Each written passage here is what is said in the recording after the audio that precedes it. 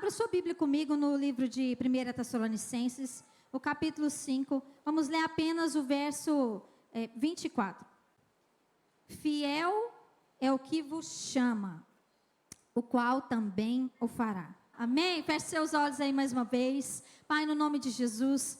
Senhor, nós estamos aqui totalmente expostos ao Senhor, a sua palavra, aquilo que o Senhor tem para ministrar sobre cada vida aqui nesta noite, Senhor. Deus, eis-nos aqui.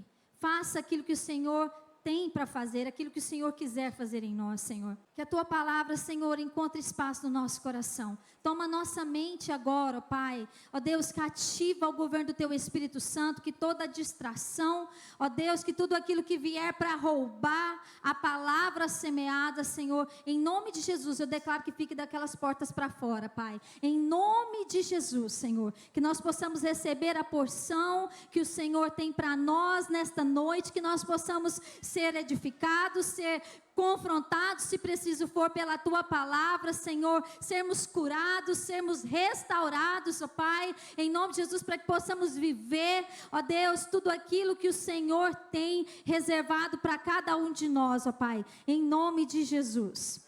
Amém? Querido, quero compartilhar com você hoje sobre um tema que, na minha época de conversão, não há tanto tempo assim atrás, só um pouquinho, era algo que era muito pregado, era muito falado e que gerava em nós assim um senso de responsabilidade e de uma busca intensa até a gente compreender qual era o chamado de Deus para nós. Não é? Parece que hoje em dia não se fala tanto nisso, a gente simplesmente vai vivendo a vida, as coisas vão acontecendo e não se fala tanto sobre esse tema. E eu quero te perguntar, quantos aqui são chamados por Deus? Levanta sua mão e dá um glória a Deus aí. Oh Jesus, obrigado, amém, é isso aí, porque na verdade todos nós somos chamados por Deus. Existe um chamado, existem chamados que são coletivos, chamados que são universal, por exemplo, todos nós fomos chamados para a salvação, glória a Deus, todos nós fomos chamados para pregar o evangelho. Deixa eu te dizer uma coisa, não é só pastor que foi chamado para pregar o evangelho não, viu querido? Você foi chamado para pregar o evangelho. Isso é um chamado universal para todo aquele que um dia recebeu o Senhor Jesus como seu Senhor e Salvador. Amém? Então nós temos esse ID como um chamado coletivo, de fazer discípulos de todas as nações. Também é um chamado coletivo. Nós fomos chamados para sermos santos. Isso também é um chamado coletivo. Todos nós fomos chamados para sermos santos. Amém? Mas, todavia, porém, também existe um chamado personalizado, um chamado que é individual para cada um de nós. Na minha geração, quando a gente encontrava Jesus, eu encontrei Jesus, eu tinha 14 anos, irmãos, hoje eu tenho 44, então tem um tempinho, né? Eu já rodei um chãozinho. Mas o maior desafio da nossa vida, de novo convertido, era descobrir qual era o chamado de Deus para nós. Eu não sei se você, que é dessa época, aleluia, tem mais alguém dessa época? Levanta a mão, pelo amor de Deus, não me deixe sozinha. Mas aquilo era algo que queimava tanto no nosso coração, se tornava o maior desafio da nossa vida. A gente orava, a gente jejuava, eu não sei você, mas eu ia para as vigílias, tinha oração de manhã, do ciclo de oração eu estava lá, tinha oração meio-dia eu estava lá, tinha oração 6 horas da tarde eu estava lá, tinha visita não sei onde eu estava lá, porque era aquela busca incessante por Deus. E um dos tópicos, primeiros tópicos da lista é: Senhor, qual que é o meu chamado? Eu descobri o Senhor, eu conheci o Senhor, eu entrei para esse reino, e agora, o que eu tenho que fazer? O que o Senhor tem para mim? Sabe, a nossa conversa de roda de amigos, de novos convertidos, era isso. Qual que é o seu chamado? O que Deus tem para você? Então, irmãos, eu nasci na fé nesse contexto. A gente queria a todo custo entender o que Deus tinha para nós, e a gente era tão intencional, em busca tão intenso para compreender aquilo que Ele tinha para nós. E algo que eu vejo que parece que com o passar dos anos, a geração vai mudando. Parece que isso perdeu, assim, eu não sei se você sente isso assim como eu, mas parece que isso perdeu a força, sabe? E o sentido. na vida cristã, a gente quase não ouve falar mais. Sabe, nós quase não somos motivados mais a conhecer o chamado de Deus para nós. Esse chamado que é um chamado personificado, que é um chamado individual. Mas eu estou aqui hoje para te lembrar que você foi chamado por Deus. Que Deus tem um chamado que é para você, sabe, individual, para a sua pessoa. Agora, com o passar dos anos na caminhada cristã, a gente vai amadurecendo na fé também. Glória a Deus por isso, amém, irmãos? Nós precisamos amadurecer na fé. Eu não posso ser a Alessandra hoje que eu fui há tantos anos atrás, quando eu encontrei Jesus. A gente vai amadurecendo e a gente vai conhecendo a palavra e a forma que Deus age e a forma que Ele se manifesta a cada um de nós, nas suas particularidades, nas suas individualidades, e que Ele se revela a nós. E com esse passar do tempo a gente vai entendendo, e é algo que eu entendi no Senhor. Óbvio que eu não estou dizendo que nós não temos que buscar conhecer os planos de Deus para nós, mas que não é nós que encontramos o chamado, mas é o chamado que nos encontra. É o chamado de Deus que nos encontra. E nós vemos esse padrão nas Escrituras, onde é Deus que vai ao encontro do homem.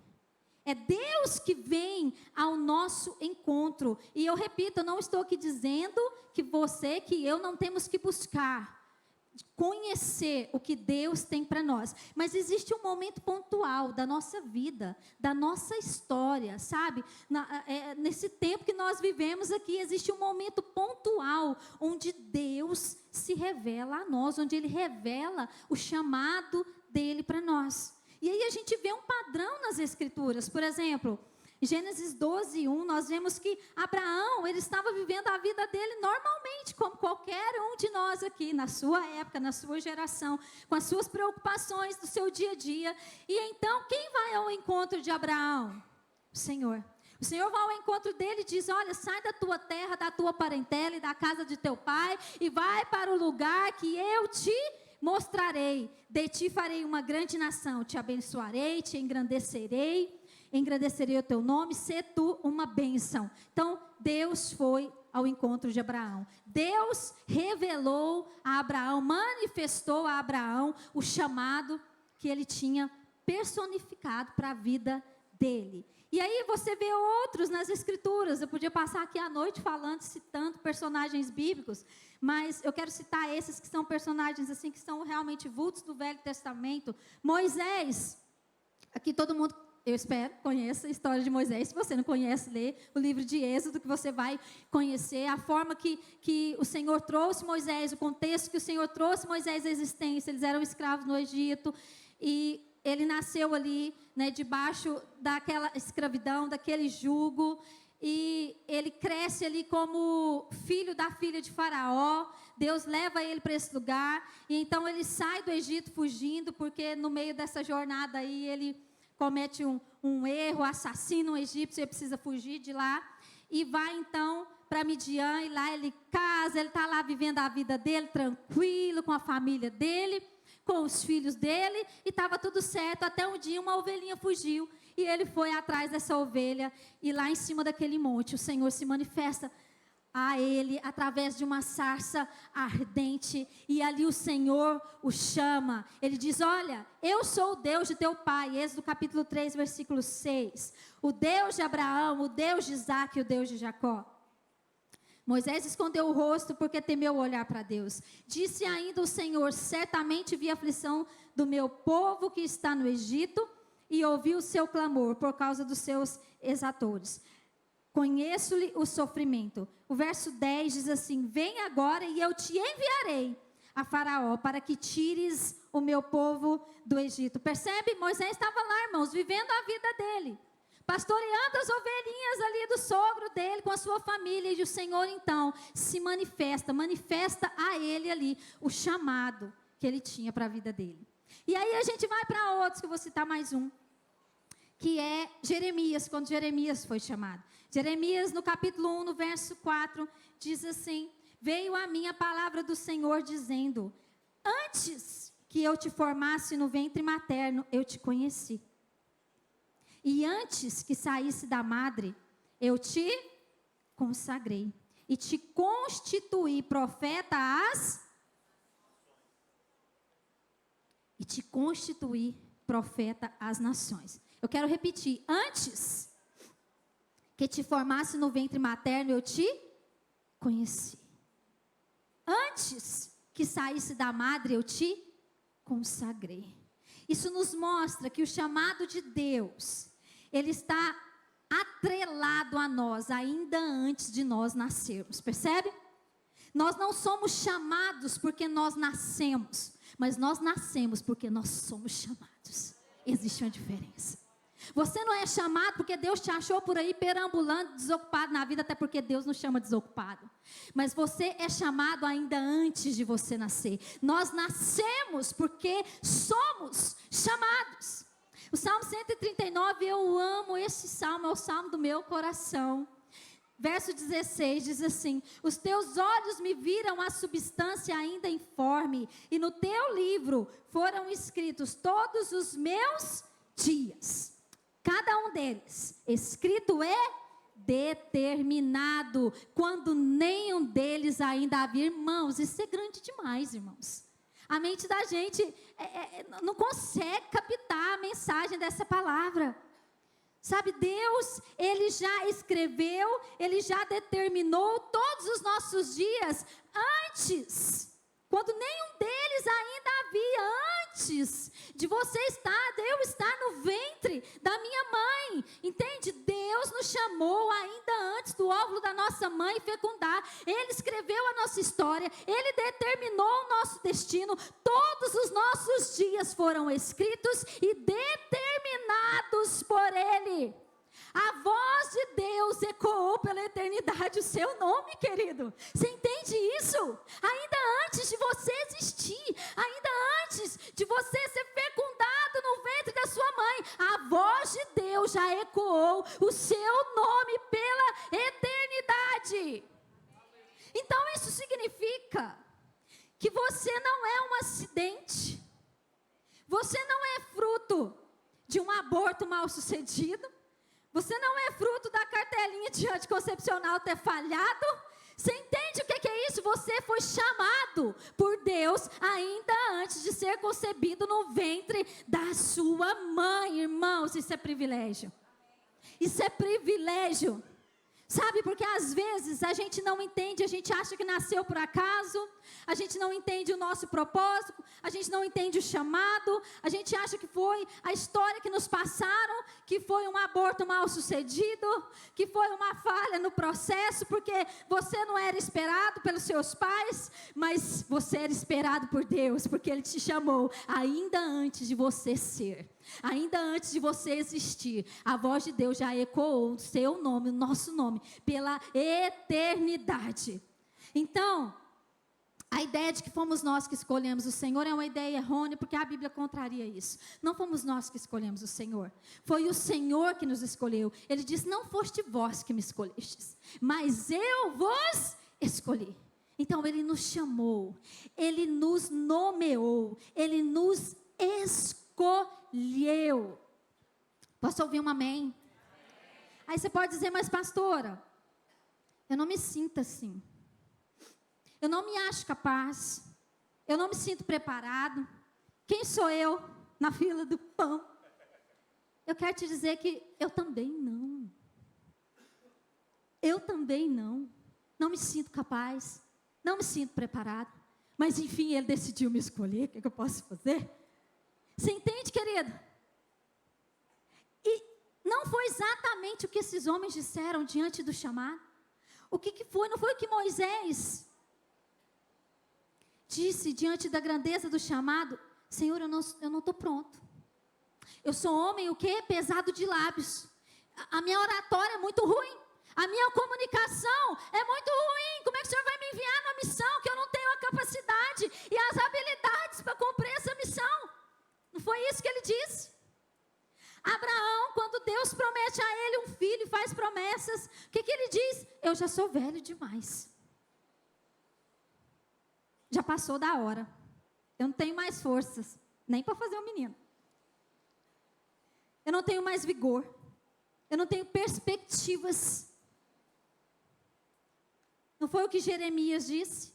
Eu sou só uma criança. Eu não sei falar. Eu não tenho as habilidades para preencher essa vaga, sabe? Quando você quer preencher uma vaga, você vai lá no seu currículo, você olha para a vaga que você quer, você olha para o seu currículo, a conta não bate. Eu não tenho as habilidades, eu não tenho a capacitação para preencher essa vaga, querido, mas eu quero te dizer que com Deus é tudo diferente. A matemática de Deus, ela é invertida. Mas aí você percebe que todos eles enfatizaram as suas fraquezas e deficiências diante do chamado de Deus. Quando nós recebemos a visão do chamado de Deus para nós, geralmente nós nos sentimos incapazes e insuficientes, sim ou não? Porque nós olhamos para aquilo que Deus quer fazer através de nós, e aí a gente contrapõe isso com a gente, com a nossa realidade, com a nossa incapacidade, e a conta não fecha. Porque você olha para aquilo que Deus quer fazer através de você, você olha para o chamado de Deus para você, e aí você automaticamente olha para você e pensa, Senhor, sou eu mesmo? A conta aqui não fecha. E aí a gente logo pensa, eu não consigo, isso não é para mim, envia outro no meu lugar, como Moisés, envia outro, mas não envia eu. Envia outro no meu lugar. Eu não tenho as habilidades necessárias, ou eu sou jovem demais e não consigo falar, não vão me dar crédito, ou eu sou velho demais, eu não tenho mais forças, eu não tenho mais condições, o tempo passou para mim, não dá mais. Eu escuto muito isso. Deixa eu te dizer, você acha que o Deus que te conheceu ainda antes de você existir, Ele não conhece todas as suas deficiências e fraquezas? Ele conhece a nossa história ainda antes dela começar. O nosso futuro é passado para Deus porque Ele já esteve lá. Então Ele sabe tudo a seu respeito. Ele sabe às vezes que você ia cair. Ele sabe às vezes que você ia pecar. Ele sabe às vezes que você ia desistir. Mas Ele não desistiu de você, mesmo sabendo de todo o seu histórico, porque Ele já está lá. Ele já está lá no futuro, mesmo sabendo de todo o meu histórico, de todo o seu histórico, Ele não desistiu de nós. Ele conhece as nossas falhas, as nossas fraquezas e deficiências. E mesmo assim, Ele insiste em nos chamar. Ele nos chama, apesar de nós. Entende? Apesar de mim. Apesar das minhas fraquezas, apesar das minhas deficiências, apesar da minha incapacidade, Ele nos chama apesar de nós. Mas o chamado de Deus sempre se provará maior do que nós, além da nossa capacidade. Sabe para quê? Para que fique bem claro quem foi que fez. Para que fique bem claro que o poder é dele. É para que fique claro mesmo. Por isso que Ele chama a gente como eu. Por isso que Ele chama a gente como você. É para que fique claro que foi Ele quem fez, que o poder é dele. 2 Coríntios 4:7 diz assim: temos, porém, este tesouro em vasos de barro, para que a excelência do poder seja de Deus e não de nós. Seja de Deus e não de nós. 1 Coríntios 1, do 26 ao 29, diz assim: irmãos, pensem no que vocês eram quando foram chamados. Pensa aí. Pense em quem você era quando foi chamado. Você consegue ser grato? Porque, irmãos, quando eu penso quem eu era, quando o Senhor me chamou, eu só consigo ser grata. Porque eu não me chamaria, eu não me escolheria. Então pense no que vocês eram quando foram chamados. Aí ele vem com a lista. Talvez você vai se encaixar em alguma coisa aqui. Poucos eram sábios segundo os padrões deste mundo. Os padrões humanos. Poucos eram poderosos. Poucos eram de nobre nascimento. Mas Deus escolheu os que são loucos para o mundo, a fim de envergonhar os sábios. E os que são fracos para o mundo, a fim de envergonhar os fortes. Deus escolheu as coisas insignificantes. Eita Deus, sou eu. Deus escolheu as coisas insignificantes do mundo, os desprezados, e as coisas que não são, para invalidar as que são. A fim de quê, irmãos? Fala aí comigo, a fim de quê? A fim de que ninguém se vanglorie diante dele. Então ele chama os improváveis, ele chama os anônimos, ele chama os fracos, os insignificantes, os desprezados deste mundo, para que a glória seja dele, para que todos vejam que foi Deus quem fez isso. Então, quando alguém olhar para você e te dizer que você não está à altura do seu chamado, que você não é qualificado, lembre-se que o Deus que te chamou, Ele te chamou não firmado em quem você é, mas em quem Ele é. Entende? Ele não nos chama firmado em quem eu sou, em quem nós somos, mas Ele nos chama firmado em quem Ele é, porque nós não podemos garantir nada, mas Ele pode. Então Ele não chamou a mim e a você firmado em quem eu sou ou em quem eu não sou, na habilidade que eu tenho ou na habilidade que Ele não tem. Ele me chamou firmado em quem Ele é. Entende? Irmão, se nós entendermos isso, tudo muda. Porque muitos acham que foram chamados por causa das suas habilidades. Então, irmãos, não se vanglorie das suas habilidades. Eu sei que as habilidades são importantes. Sim, elas podem contribuir, mas não se vanglorie das suas habilidades, porque nenhuma delas é capaz de suportar o peso do chamado de Deus. Nenhuma das habilidades que você tem, que eu tenho, é capaz de suportar o peso do chamado de Deus. Elas podem até contribuir, mas o que sustenta o chamado é o poder de Deus e não as habilidades humanas. Por isso você vê Deus chamando fracos. Você vê Deus chamando aqueles que não são, aqueles que o mundo não escolheria. Entende? Por isso nós vemos Deus agindo assim.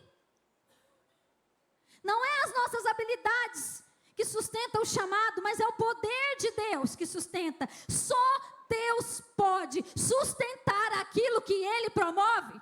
Repita comigo, só Deus pode sustentar aquilo que Ele promove. Então, irmãos, não coloque as expectativas nas suas habilidades.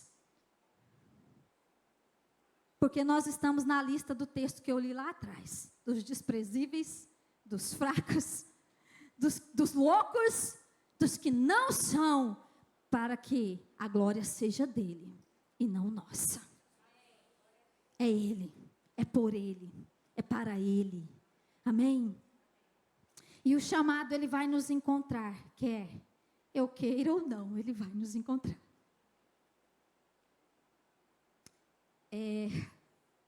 Eu creio que quando Deus nos chama, entendo o que eu vou dizer, não há escape, não há como fugir. Você pode até tentar fugir de Deus, e você pode sim passar uma vida fugindo dele, mas irmãos, eu acho que não vale a pena o custo não. Entende? Eu ouvi esses dias, não sei onde, uma frase dizendo que o escolhido não tem escolha, porque o chamado vai te perseguir onde quer que você vá.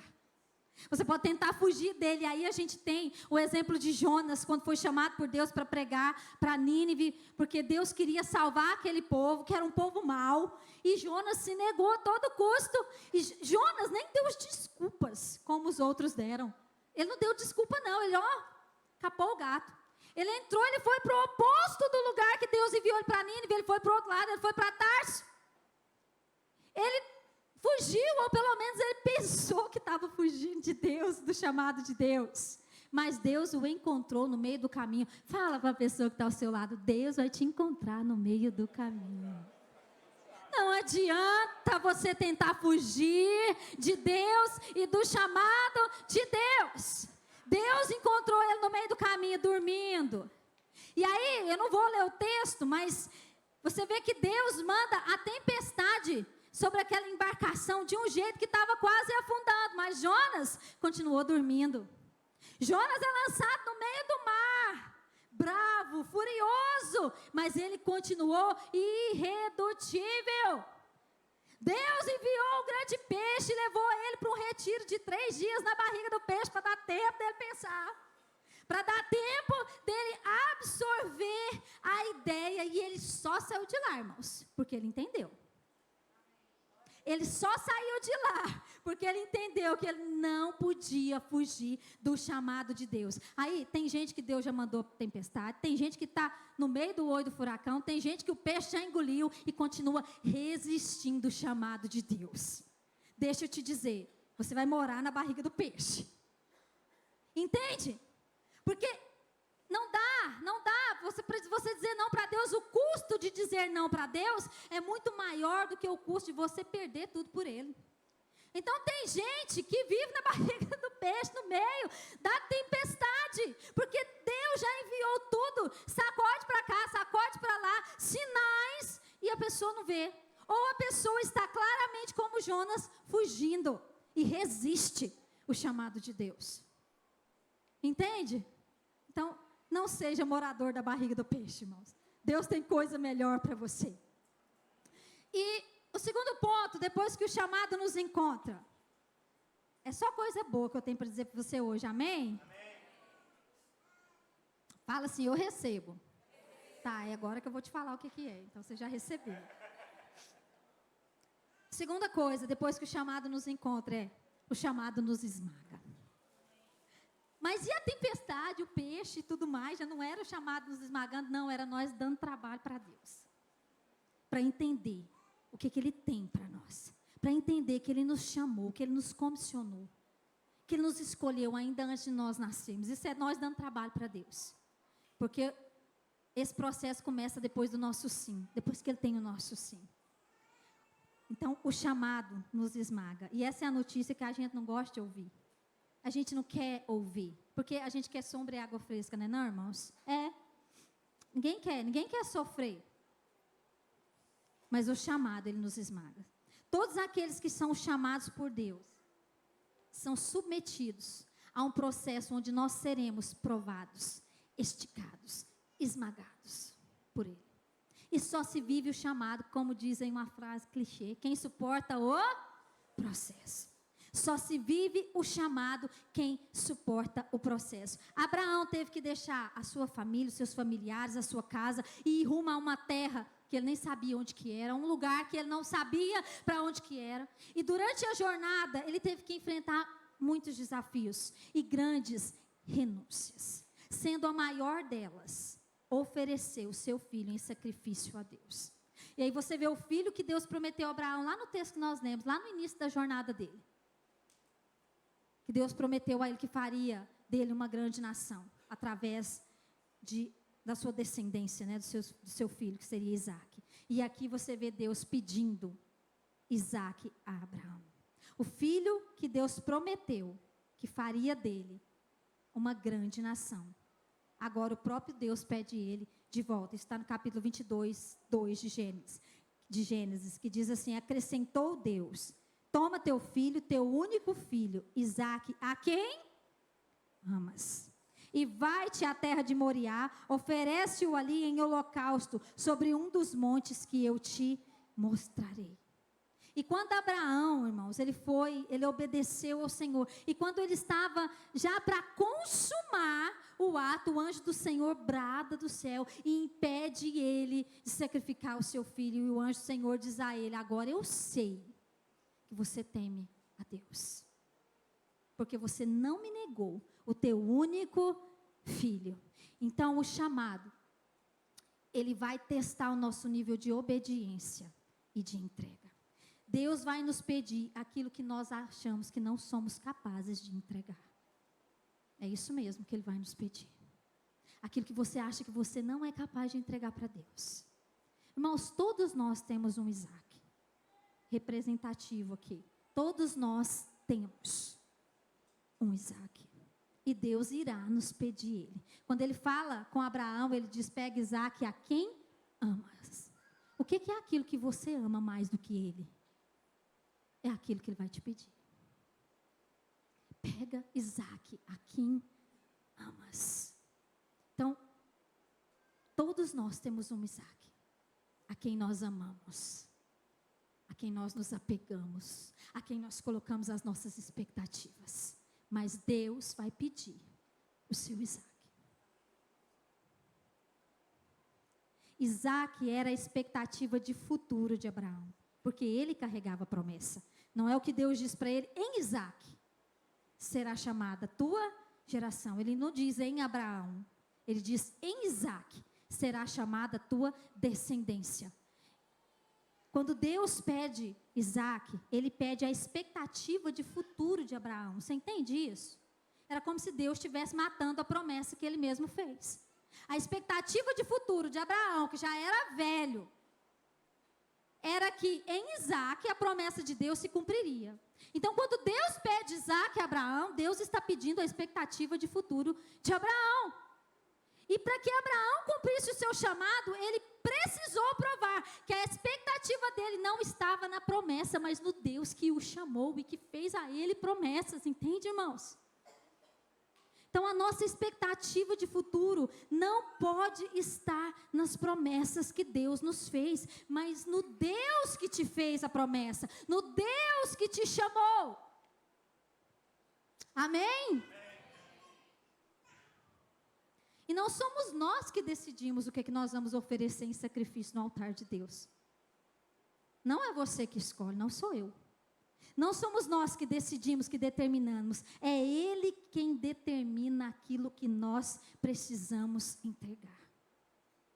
E Deus está requerendo muitos Isaques aqui nesta noite. É Ele quem determina aquilo que nós temos que entregar. Irmãos, tem momentos na nossa jornada que nós vamos ter que entregar no altar de Deus a nossa expectativa de futuro. Os nossos sonhos.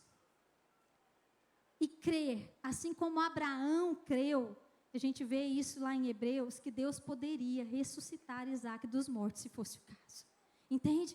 Tem momentos que nós vamos ter que entregar no altar dele todas as nossas expectativas de futuro, todos os sonhos, aquilo que a gente idealizou, aquilo que ele nos chamou também para ser e para fazer. Tem momentos que até isso ele vai requerer de nós, mas nós precisamos permanecer crendo. E entregar como um ato de obediência ao Senhor. Sabe por quê?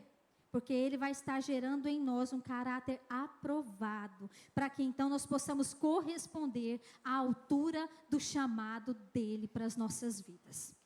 Então, quanto maior a visão do chamado, maior será o nível de renúncia. Porque às vezes a gente só olha para a visão do chamado. Você será grande. Vou engrandecer o seu nome. Farei de ti isso e aquilo. Mas quanto maior a visão do chamado de Deus, maior o nível de renúncia que nós seremos submetidos. E nos custará tudo. Não pense você o contrário. Nos custará tudo.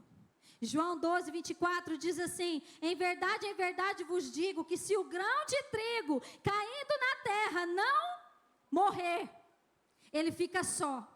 Mas se morrer, produz muito fruto. Então, a Bíblia diz que o grão de trigo, ele tem que morrer, para que então ele produza fruto. Para que uma árvore nasça, a semente ela tem que morrer, ela é despedaçada. Assim é o chamado de Deus, ele é esmagador. E se nós não morrermos, não tem serventia, nós não vamos produzir os frutos que se espera. Porque Deus só usa trigo morto.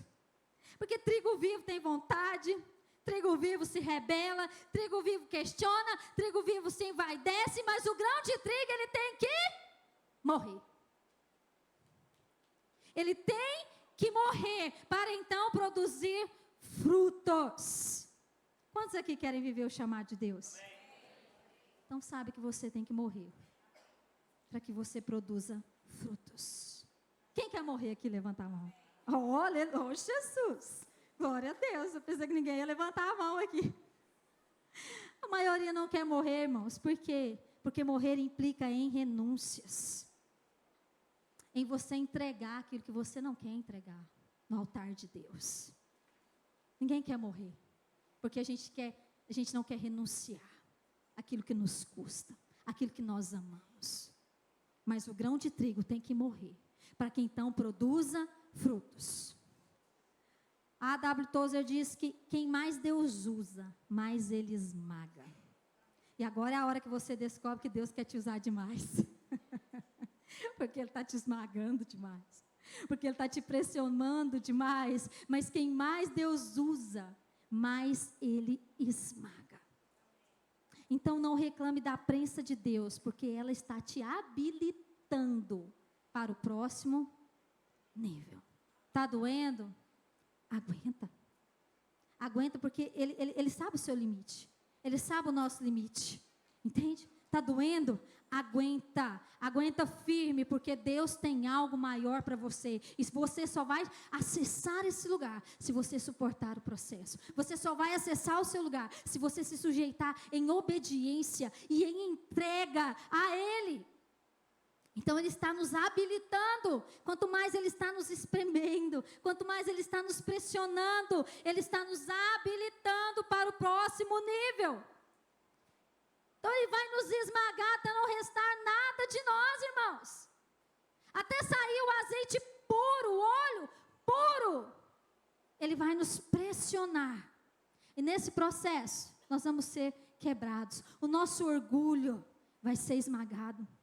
Porque a gente descobre que a gente não é nada, que a gente é vermezinho de Jacó. Nesse processo, nosso ego vai ser quebrado, a nossa vaidade, porque nós somos vaidosos, e nós gostamos disso, ela vai ser esmagada, entende? Nós vamos ser moídos por Ele, até sair de nós o óleo puro, as nossas expectativas humanas vão ser esmagadas. Entende? Se Deus está te esmagando, te pressionando hoje, se você se sente neste lugar, irmão, se alegre, que é porque Ele quer te levar a um próximo nível. É porque Ele quer te levar a um próximo nível. Não resista à prensa de Deus. Entrega o que você tem que entregar. E eu te pergunto, o que você tem que entregar no altar de Deus hoje? Qual é a renúncia que você tem que fazer? O que Deus está pedindo para você hoje? Porque de você eu não sei, eu sei de mim. Mas você sabe, porque o Espírito Santo, Ele mora dentro de você. E Ele se revela a você. E Ele fala com você. E Ele dá sinais. E se você não entender, Ele manda a tempestade. E se você não entender, Ele manda o peixe. Mas Ele está falando conosco o tempo todo. E se você quer viver o chamado de Deus, você precisa entrar nesse nível de entrega, de renúncia. Senhor, eu entrego. O que você precisa entregar aqui hoje? Aqui hoje, no altar de Deus. É o seu orgulho? É o seu ego ferido? É a sua vaidade? O que você precisa deixar hoje nesse altar? Irmãos, às vezes a gente sofre muito, a gente dá muito trabalho para Deus, porque a gente está esperneando, não querendo liberar aquilo que Deus está nos pedindo, e o custo vai ser muito maior. Muito maior. Então para de espernear. Se você quer parar de sofrer, para de espernear e entrega no altar dele aquilo que ele está requerendo de você hoje. Porque é para bem e não para mal. Não é o que ele diz, eu é que sei os planos que eu tenho para você. Que são planos de, não é planos de mal, não são planos de mal. Ele planeja o melhor para nós. Ele tem o melhor para nós. Ainda que não pareça, ainda que a circunstância que a gente está vivendo está dizendo tudo o contrário, mas Ele tem o melhor para nós. Ele nos chamou desde antes de nós nascermos, irmãos, porque Ele tem o melhor para nós. Mas a gente precisa se render e se sujeitar aos processos dele. Por último, o chamado nos promove.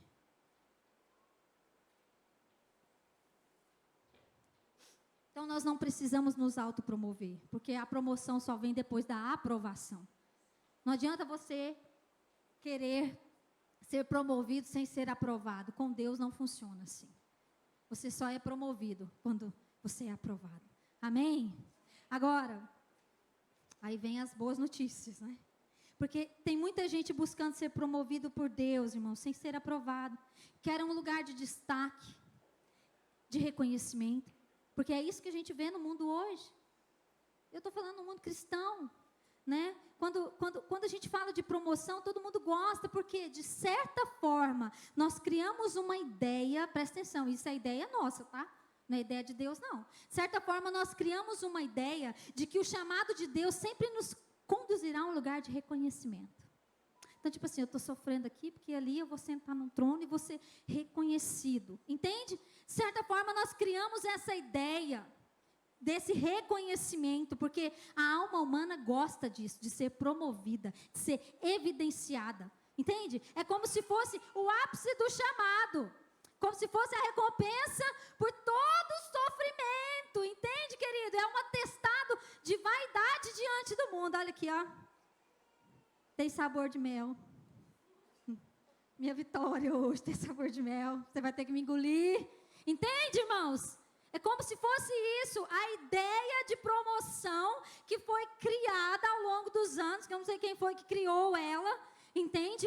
Mas, olha, eu vou te falar uma coisa, ou você vai despertar para cumprir o seu chamado, ou você vai sair daqui correndo e não vai querer mais ser chamado, porque a resposta está em por quem você espera ser reconhecido. Por quem você está esperando ser reconhecido? Ser aplaudido? Nós estamos esperando os aplausos dos homens? Os aplausos dessa terra? Por quem nós estamos esperando ser reconhecido? Porque, irmãos, se nós achamos que a promoção do chamado é promover plataforma, reconhecimento, likes para nós, muitos seguidores para nós, para a gente estar no top o quê lá? Do Instagram lá, entendeu? Se a gente está achando que isso é promoção, do mundo me reconhecer, que eu sou um enviado, um chamado de Deus, ei, nós estamos muito longe de entender o que é ser chamado e do que é ser promovido por Deus. Muito longe. E nós estamos vivendo um tempo dos pop stars gospel agora, né? Irmãos, eu não estou aqui colocando todo mundo dentro do mesmo pacote, porque tem homens e mulheres de Deus. É óbvio que no mundo digital que a gente vive hoje, não tem como você ficar escondido, e nem é a ideia de você ficar escondido. A questão é quando nós nos envaidecemos. É quando o meu nome vem primeiro. É quando se eu disser assim, o Espírito Santo vai estar aqui na conferência X, ninguém vem. Mas se eu disser assim, o fulano de tal, a fulana de tal, vai estar aqui. Irmãos, não vai ter cadeira suficiente. Quando o meu nome vem antes, irmão. Sabe, quando a minha vaidade é que está em evidência, está errado. Está errado. E muitos estão usando o nome de Jesus para se promover, para construir torre própria. E muitas vezes, deixa eu te dizer, nós promovemos essa idolatria no mundo gospel. Aqui, ó, nós, quando nós tiramos a glória de Deus e damos a glória para o homem, nós estamos promovendo essa idolatria no mundo gospel. Irmãos, e isso me causa temor. Você pode admirar alguém, eu admiro pessoas, admiro de verdade. Reconheça a unção, reconheça a autoridade, mas ei, presta atenção. Presta atenção que quem precisa vir antes do meu nome? Porque se não for Ele, irmãos, nós estamos perdidos do propósito de Deus. Se não for Ele, nós estamos totalmente perdidos do propósito de Deus para nós. Cristo não foi promovido pelos homens, muito pelo contrário, Ele foi odiado e perseguido. Essa é a promoção do reino, tá? Você aceita? Porque Jesus disse, quem quer me seguir, toma a tua cruz. Ele não tem uma plataforma para você, Ele tem uma cruz. Você aceita a cruz de Cristo? Amém. É isso que é promoção no reino de Deus. Você vem, segue-me, toma aqui para você. Te dou uma cruz. Você tem que carregar ela. Você tem que negar você mesmo todos os dias. Você quer vir? Você quer ser meu discípulo? Você foi chamado para isso. Mas ó, caminho é estreito. No caminho estreito você ainda tem uma cruz para carregar. Você tem que se negar, você tem que renunciar às suas vaidades, o seu ego. Você entende? A promoção do reino é essa aqui, irmãos. É essa que é a promoção. Quem promoveu Cristo foi o Pai. Foi Deus. Filipenses 2:9 diz assim: pelo que também Deus o exaltou sobremaneira, e lhe deu um nome que está acima de todo nome, para que ao nome de Jesus se dobre todo o joelho nos céus, na terra e debaixo da terra, e toda língua confesse que Jesus Cristo é Senhor, para a glória de Deus Pai. Então, a promoção segundo este mundo traz a glória para o homem, mas a promoção segundo Deus traz a glória para Cristo. Traz a glória para Cristo, porque não é sobre mim, irmãos, é sobre Ele. Os joelhos que precisam se dobrar não é diante de nós, não, é diante dEle. Então tudo que Deus fizer através de nós, através de mim e de você, não é para a nossa vaidade, é para a glória dEle. Não é para eu me envaidecer, é para a glória dEle. Então a promoção do crente está em que Cristo seja glorificado, ponto. Não é que eu vou ganhar um trono, um troféu, não aqui nessa terra, de destaque. É que Cristo seja glorificado. Então a promoção segundo o céu, os padrões do céu, irmãos, ela é invertida. Quanto mais eu desço, mais eu sou promovida diante de Deus. Entende? É isso. Eu vou te dar aqui um exemplo para a gente encerrar. De um homem que foi promovido.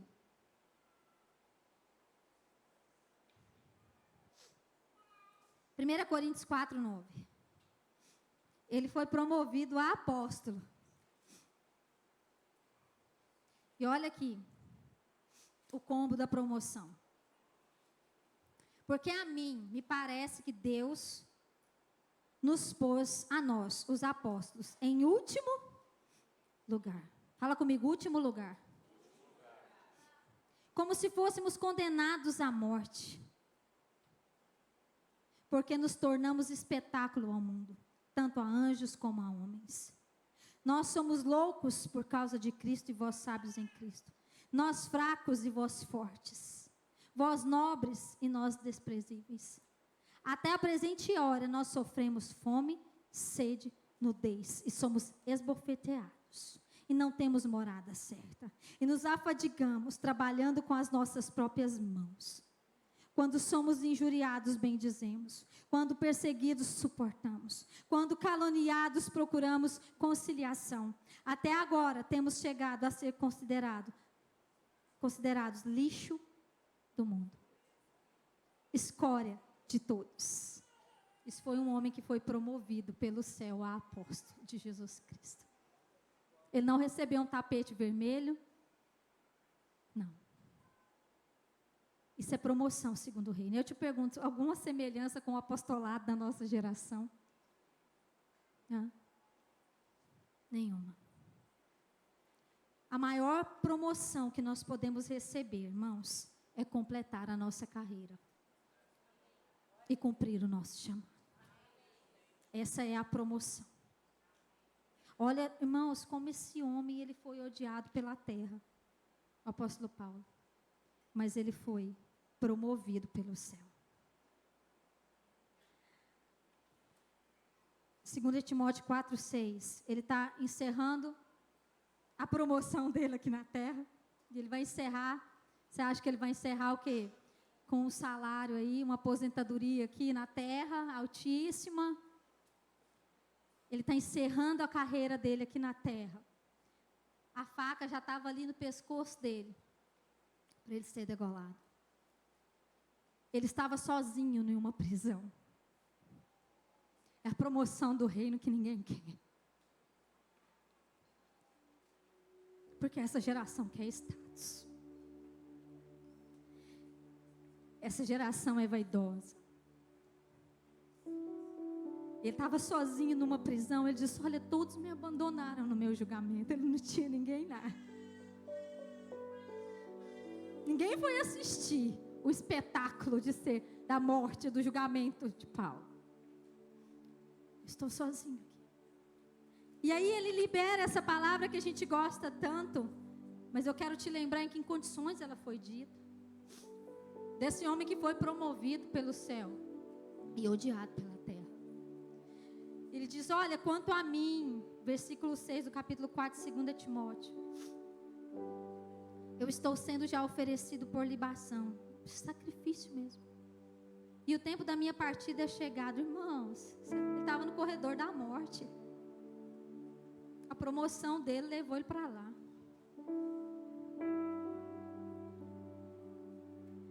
E ele tinha consciência disso, que ele cumpriu. E aí ele diz: eu combati o bom combate. Quantos de nós pode dizer isso aqui? Eu completei a carreira. Ele está dizendo: Senhor, tudo que o Senhor me chamou para fazer, eu fiz. Eu tenho consciência que eu fiz. Tudo que eu tinha para derramar nesse mundo, eu derramei, Senhor. Tudo que eu tinha para dar aqui, eu dei, Senhor. E eu guardei a fé, porque a minha fé permanece firme. Porque, irmãos, tinha que ter fé para estar no lugar que ele está, falando o que ele está falando. Tinha não? Se fosse eu e você, no corredor da morte, talvez a gente estava questionando até se Deus existe. Não, mas ele estava lá, com essa convicção no seu coração. E aí ele diz assim, a recompensa dele, os olhos dele estavam nessa recompensa. Ele diz assim: já agora a coroa da justiça me está guardando. Sabe o que é isso? Existe um Deus justo. Justo. E nada que você entregou aqui nessa terra vai passar batido, porque ele não deve nada para ninguém. A coroa da justiça está guardada, a qual o Senhor reto juiz me dará naquele dia. Olha a esperança desse homem, irmãos. E não somente a mim, mas todos aqueles que amam a sua vinda. Essa é a promoção do reino dos céus, do reino de Deus, onde nós entregamos tudo, porque nós visionamos algo muito maior e muito melhor, onde nós compreendemos que nós fomos chamados nesta terra para a glória dele, não para a nossa, não para a vaidade humana, não para o ego humano, não, é para a glória dele. E esse homem trabalhou incansavelmente para nos deixar o legado de alguém que cumpriu o chamado, alguém que almejava a recompensa do céu e não da terra.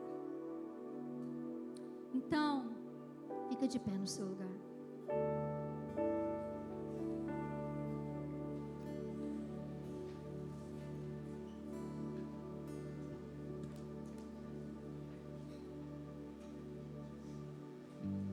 A promoção do chamado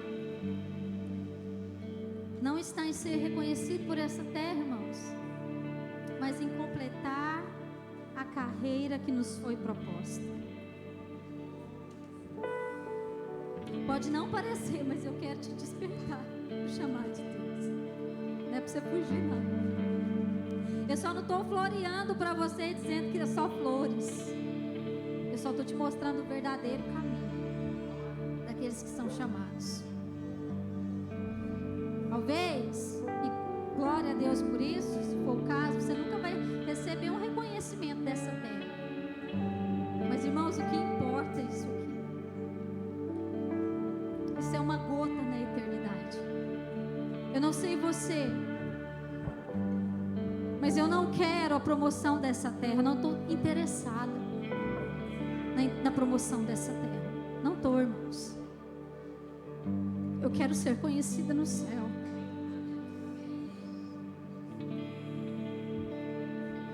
Porque é isso que me interessa, é isso que dá sentido para a minha caminhada. É eu entender de onde Deus me tirou quando Ele me chamou, como nós lemos no texto. Então pensa nisso no seu lugar, que Ele te chamou. Em algum momento da sua vida, Ele te chamou. E o Senhor está se revelando a pessoas aqui hoje, revelando chamados. Irmãos, quando eu conhecia Jesus, eu fui tocada por esse chamado. Eu não sabia nem porque eu era crente, mas eu sabia que Ele tinha me chamado. Ele me chamou para as nações. Eu não sabia, se você perguntasse por que você é crente, eu não sabia dizer, mas eu sabia dizer: Ele me chamou para as nações. Eu vou para as nações. E eu fui para as nações. E eu sei que eu vou voltar para as nações, porque eu tenho um chamado, e é isso que me importa. Eu quero cumprir a carreira que Ele determinou para mim, irmãos. Eu não estou preocupada, e acredite você, em segurar a cadeira aqui na alcance, irmãos. Não estamos, não. Eu estou preocupada em fazer a vontade deles. Se Deus quiser levantar você e botar no meu lugar e me enviar, eis-nos aqui, Jesus. Envia-nos a nós, porque nós queremos viver o chamado do Senhor. Então não se apegue. Às vezes eu sou até muito desapegada, porque Deus me levou a viver uma vida de desapego. Porque eu entendi que aonde Ele me mandar eu tenho que ir. Onde Ele me enviar eu tenho que ir. Então, Deus tem um chamado para a sua vida. E Ele está despertando chamados aqui hoje. De pessoas aqui hoje. Algumas que agora, nesse exato momento, estão sendo tocadas pelo poder do Espírito Santo. Estão sendo separadas por Deus. E outras que estavam adormecidas, desistidas do chamado de Deus. Em algum momento na sua caminhada você desistiu. Talvez por causa das pressões você desistiu. Talvez por causa do pressionar, do esmagar de Deus, você desistiu. E talvez você olhe e pense: eu não merecia aquilo. Eu quero te perguntar, irmão, Jesus merecia a cruz? Ele merecia a cruz? Não. Ele merecia ser traído? Mas Ele escolheu atender o chamado do Pai para aqui, por amor a mim e a você. Irmãos, então nós não temos escolha. Nós somos indesculpáveis.